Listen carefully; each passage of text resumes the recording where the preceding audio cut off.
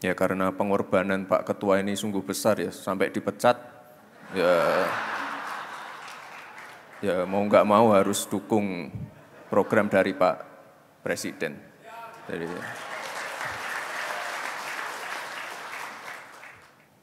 suratnya itu Pak Ketua itu nomor berapa? 26. Hah? 24. Saya nomor. Oh, oke. Oh, oke. Oh, bisa berurutan gitu ya. Oke. Gak apa-apa, kita harus move on. Pilpres sudah selesai. Jangan sampai ada gesekan-gesekan di internal keluarga besar Simbolon, Pak Ketua. Kita udah.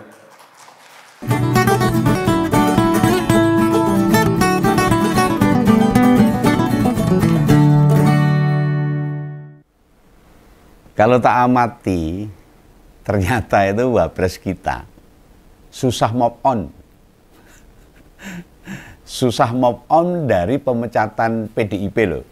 Lah buktinya kemarin waktu ketemu sesama bekas pecatan PDIP, Pak Effendi Simbolon tuh masih mengingatkan peristiwa itu. Dan dia mengingatkan, itu waktu berada di panggung itu, saat sambutan. Yo karpe itu semua peserta acara biar pada tahu semua. Biar mengingat kalau dia dipecat itu salah PDIP-nya, bukan salah dia.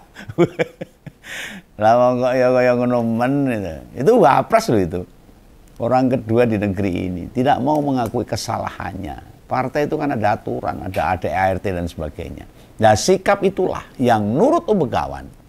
Ternyata keputusan partai pemenang pemilu 3 kali berturut-turut Natuati. Siapa yang Natuati? Ya wapres sendiri itu. Membekas dengan tajam. Apapun dengan nyimak atau tahu Gibran bicara bagaimana, berarti keputusan PDIP dijalankan dengan benar. Lu manusia berkarakter khianat atau pendendam, merasa benar sendiri. Memang tidak layak dipertahankan di partai sebesar PDIP. Karena nggak akan membawa dampak yang baik buat partai itu sendiri. Omongan dia itu menandakan ada rasa yang berat, abot. Ada yang bakal sulit hilang. Dan isinya hanya dendam itu. Dan itu hampir semua pemujanya, relawannya juga bilang begitu. Kalau kita ngeritik, dikira kita sakit hati, membenci dan sebagainya. Padahal yang benci bukan kita. Ya. Bagi Begawan yang kemarin diperlihatkan Gibran dalam Rakernas PSBI harus jadi pelajaran banyak pihak. Pelajaran gimana? Ya kita hidup, gak bisa semaunya kita sendiri. Ono aturannya. Kalau negara ada undang-undang, ada perda, kalau partai ada ADART, ada norma etika, nilai-nilai yang mesti dijaga dan ditaati. Tapi apa segala hal itu berlaku buat Gibran? Kalau disimak kata-katanya loh, di depan peserta Rakernas Simbolon, dia itu curhat, ngeluh, golek bolo ya, atau inilah yang disebut gagal move on ya ini. Yang di hatinya itu adanya yang anyel, yang terus-menerus menggerogoti hatinya. Ya. Tak berkesudahan itu nanti. Ada dia move on, ngomongnya nggak begitu. Bila beneran mengambil pembelajaran dari pemecatan partai, dia nggak mau ngomong begitu. Justru dia mengingatkan. Dia selalu bicara pentingnya kesetiaan harusnya. Lu baik setia pada partai, setia pada organisasi, taat aturan, konsisten, patuh pada pimpinan. Apalagi pada konstitusi. Wow, ini wajib. Lo pasti haters pada pikir. Lo ini negara demokratis. Kenapa nggak boleh punya pemikiran lain? Atau mosok nggak boleh mendukung kandidat lain? Dia mikir ngono ta? Dalam sebuah organisasi itu, institusi apalagi partai politik, kan ada ADART yang saya sebutkan tadi. Yang harus dijaga, ditaati. Ada visi misi yang mesti diperjuangkan oleh semua kadernya. Bahkan orang lain dalam Partai Demokrasi dan Perjuangan mengatakan petugas partai, petugas partai. Mereka tidak paham apa itu artinya petugas partai. Hanya karena ininya nggak dipakai. Ininya ada di sini. Jadi mendengar petugas partai aja nyinyir aja dia. Ini tak kasih tahu kalau nggak jelas masalah petugas partai. Loh, apabila dianggap dalam sebuah pilpres ada yang tidak pas misalnya, ya bicara kepemimpinan partai harusnya. Tidak kemudian meninggalkan begitu saja. Datang tampak muka, pergi nggak tampak punggung. Nah, semua ada tata caranya. Dan bagi yang punya pemikiran yang tidak sesuai aturan main atau gak sreg, kenapa nggak pamitan baik-baik? Bukankah minta izin buat tidak sejalan? Boleh, itu hak setiap kader, setiap anggota sebuah organisasi. Orang oncat gelonggong gelanggang melayu tanpa pamitan. Cara yang dilakukan sama keluarga Jokowi, orang tinggal gelanggang colong melayu. Ingat ya, pamitan itu boleh, itu hak, itu sesuatu yang dihormati. Misalnya kayak Bung Ara atau si Marwarar Sirait itu yang sekarang jadi Menteri Perumahan, PKP, dia nggak dapat surat pemecatan. Sebab pamit baik-baik itu. Nyalon ke DPR nggak jadi terus pamit. Sekarang jadi menteri. Kenapa tidak tindakan begitu yang diambil sama keluarga Jokowi? Ya soalnya merasa besar kepala mungkin. Karena sudah kuasa jadi presiden, jadi wali kota dan sebagainya. Dikira dia mencapai sesuatu itu berkat kehebatannya. Dan PDI dikira tak berkontribusi signifikan. Loh. Itu kan bagi para pemuja pendukungnya aja yang menutupi sebuah kebenaran, sebuah fakta yang berlaku dalam sejarah perpolitikan keluarga Jokowi. Ibarat kita di sebuah perempatan, dilarang belok kiri karena itu searah. Apa kita mau nekat tetap belok kiri? Karena lokasi yang mau kita tuju hanya 20 meter dari perempatan misalnya. Sedangkan bila muter kita mesti butuh waktu 10 atau 15 menit. Jaraknya juga lebih jauh. Justru apa yang dikatakan Wapres kemarin itu membedakan dirinya itu susah move on. Tapi yang dituduh kita ini yang kritik. Wah, Bengawan susah move on. Susah move on gudulmu itu. Lu masih ngomongin PDIP kok. Secara tidak langsung ini menandakan dia mengingat betul apa yang sudah dialaminya. Nah, ya karena itu kesalahannya sendiri, kelakuannya sendiri yang akhirnya dipecat dari partai. Lalu ada dendam, ada kekecewaan, amarah yang terus hidup di hati kecilnya. Ini nek tak delok loh, tak terawang. Itu memang karakter hampir semua manusia, termasuk Bengawan mungkin. Kecewa pasti punya. Ya. Bila merasa cacatnya diketahui orang banyak, yang gawe cacat pasti disalahkan. Kalau orang yang belum move on itu tidak merasa bahwa kita ini punya salah, tidak mengakui, susah untuk mengakuinya. Ya karena masih berkuasa. Padahal dalam hal pemecatan dari partai yang salah siapa, semua orang tahu. Bocah cilik we ngerti. Dan jangan sampai itu terjadi kembali. Sebenarnya bila dalam kalkulasi politik, negara punya pimpinan pecatan itu jadi sejarah yang buruk loh. Baru di Indonesia ini, kader pecatan partai bisa jadi wakil presiden. Heran saya, gumun. Ditambah partai yang memecat Pak Gibran, tetap jadi partai pemenang pemilu. Hat-trick 3 kali. Apalagi dia terhitung belum banyak berkontribusi bagi bangsa dan negara ini. Mak, bedengus. Dan lihat saja, apa yang dilakukan Presiden Prabowo pada wakilnya. Apa dia diberi tanggung jawab? Apa dia dimandati untuk fokus pada satu persoalan? Apa dia dipercaya menuntaskan salah satu program presiden? Sampai saat ini belas, Bengawan belum tahu. Ada yang tahu? Ada tugas penting yang diberikan sama presiden pada wakilnya itu. Tidakkah selama ini kita lihat kegiatan Wapres, random atau acak, apa saja yang dijalankan? Ya paling yang nengok korban banjir, buka acara keagamaan, berkunjung ke NTT buat ikut panen padi, ya dorong tentang kemajuan teknologi, intinya gak fokus. nasib lapor Mas Wapres sendiri. Sekarang gimana orang ngerti jelundrungnya. Nggak ada yang dengar lagi.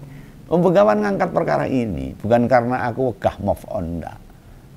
Saya mengingat hal itu tidak. Pasti para pendukung Wapres nyebut aku sing gagal pop on, iya tak? Salah, Bung. Saya wis gak mau bicara sesuatu yang sudah kelewat. Kan yang bicara duluan itu junjungan kalian.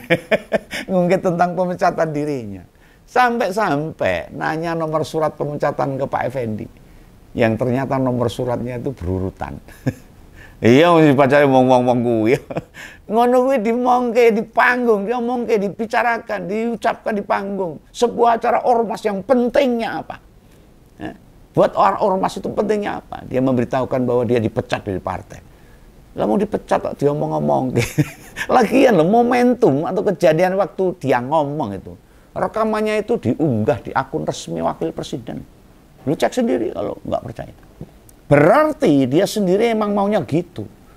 Tidakkah idealnya peristiwa yang dialami dijadikan pembelajaran bersama agar di masa mendatang tidak menimpa pada orang lain? Malah, bukankah jauh lebih tepat Wapres mencontohkan apa yang terjadi pada dirinya dan Pak Effendi? Tidak menimpa anggota PSBI, bukan hanya di PDIP aja, mungkin di partai lain juga begitu. Nggak nurut, nggak taat sama ADART, pecat itu harusnya. Ingatkan buat yang hadir, menjaga atau patuh pada organisasi. Itu ada nilai-nilai yang perlu dijaga loh. Sebuah institusi apapun, sebesar atau sekecil apapun, tetap dihormati keberadaannya. Tingkat RT aja, kalau kesepakatan warga itu dihormati, itu keputusan. Apalagi ini yang gede-gede, apalagi partai politik tingkat nasional. Ora nurut yo tendang.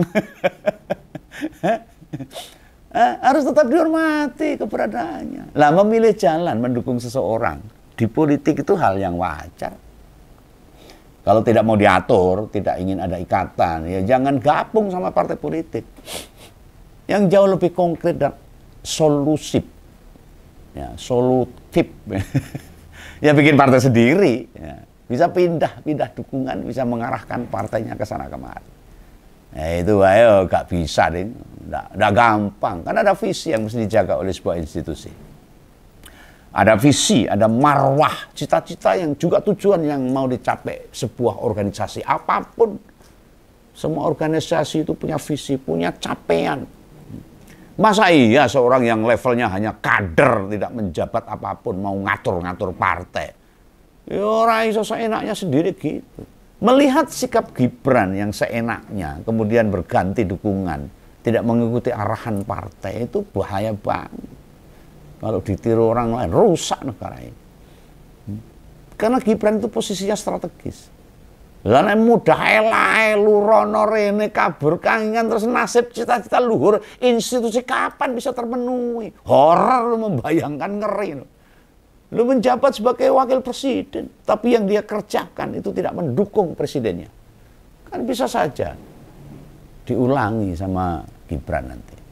Dulu waktu di PDIP, yang membuat dia sama adik iparnya jadi wali kota, yang bikin bapaknya dapat jabatan apapun, ngono wae mudah dikhianati kok. Hah? Hati-hati loh Pak Prabowo itu. Pak Prabowo itu jadi presiden karena campur tangan Pak Jokowi. Wah, remuk. Wakil jangan sampai mengulangi perilaku di PDIP. Setia berkomitmen, memegang aturan adalah sikap dasar manusia. Namun mau seenaknya sendiri, nyari keuntungan sendiri, merasa selalu benar, itu ya sifat manusia juga. Tergoda sama kekuasaan dan jabatan. Tinggal waktu yang akan menguji. Apakah Gibran sebagai wapres hanya pengen nuruti syahwatnya saja, hasrat ego di hatinya saja, atau menjaga kesetiaan pada Presiden Prabowo, tetap teguh dan tegak lurus pada cita-cita Presiden. Lalu dalam hidup, keinginan kita itu kadang ada yang tidak keturutan, banyak. Apalagi misalnya di partai politik. Bergabung dengan partai harus siap menerima keputusan partai. Iya, no. Keputusan partai tidak selalu menyenangkan loh. Memperlihatkan kita siap kecewa, harus. Siap-siap kecewa kita kalau di partai politik. Ada nilai yang harus dikorbankan di situ. Yang kayak beginian, mosok Gibran nggak paham. Ya mungkin nggak paham, karena kan nggak suka membaca. Nah, seandainya pada institusi yang sempat memberikan dukungan saja, memberi jabatan sekelas wali kota, mudah ditinggalkan, dikhianati, alih pilihan. Gimana mau memperjuangkan kepentingan rakyat? Lihat saja kelak tuh. Orang macam beginian bertahan di jagat politik nasional akan dengan mudah meninggalkan rakyat kecil. PDIP, Bu Mega, Mas Hasto, Pak Rudi, Brengos di Solo, atau petinggi yang lain menjadikan pemecatan keluarga Jokowi itu pelajaran buat semua. Tidak hanya bagi kader PDIP saja. Dan lihat dulu keteguhan, kesetiaan, kemantapan yang ada di Pak Ganjar yang pada Pilpres kemarin nggak menang. Masih setia. Apa sekarang dia menghilang? Apa ngomoles terus gak tahu aktivitasnya? Atau di medsosnya tidak ada lagi postingan? Enggak, Pak Ganjar tetap semangat. Pak Ganjar masih tetap beraktivitas biasa. Rutin mengunggah apa yang dia kerjakan sekarang. Pak Anies dan Pak Mahfud, ya biasa wae itu. Mereka semua mesti tidak masuk pemenang Pilpres, tapi harga diri mereka terjaga. Harga diri itu segala-segalanya bagi mereka.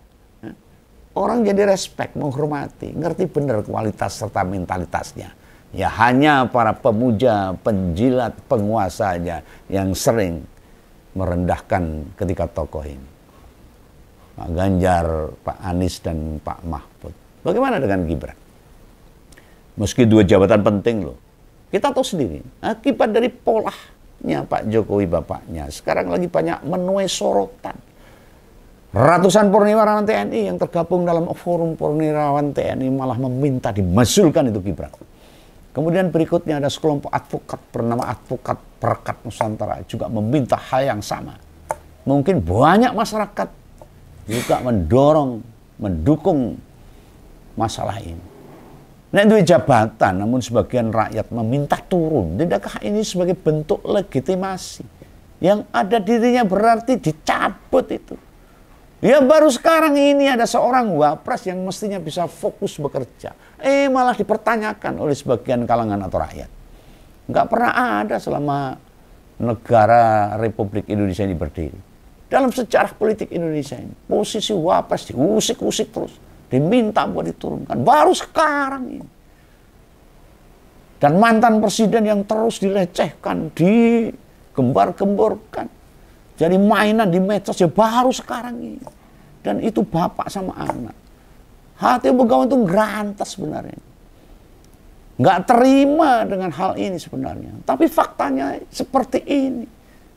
Dan memang yang salah siapa? Rakyat yang salah. Orang-orang yang kritik yang salah.